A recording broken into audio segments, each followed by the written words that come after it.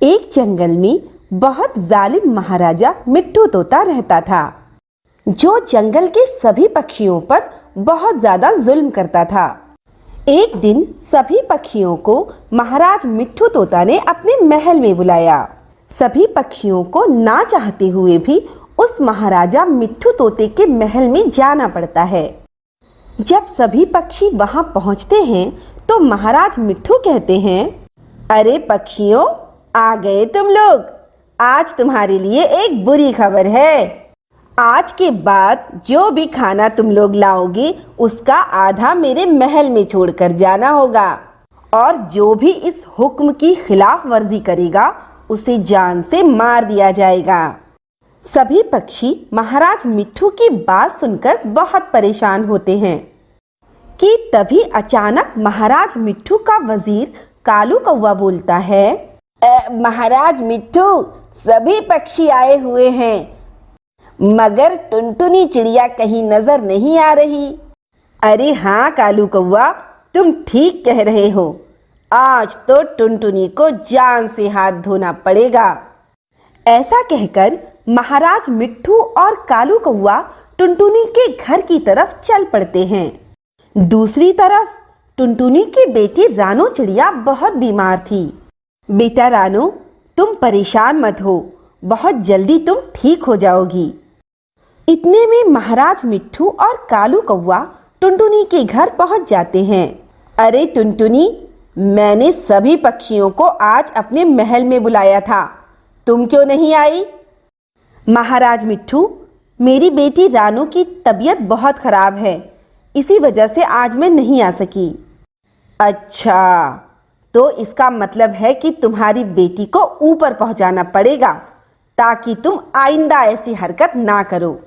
ऐसा कहकर महाराज मिट्ठू टूनी चिड़िया की बेटी रानो चिड़िया को चाकू से मार देता है और कहता है, अगर कभी आइंदा ऐसा हुआ तो तुम भी नहीं बचोगी। ऐसा कहकर महाराज मिट्ठू और कालू कौवा वहां से चले जाते हैं। और दूसरी तरफ बेचारी टुनटुनी चिड़िया बहुत रो रही थी। फिर कुछ दिन गुजरने के बाद टुनटुनी चिड़िया जंगल में खाना लाने जाती है, तो वहां उसको एक फेरी बर्ड नजर आती है।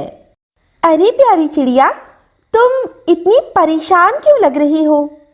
फिर टुनटुनी चिड़िया सारी बात उस फेरी बर्ड को बता देती है।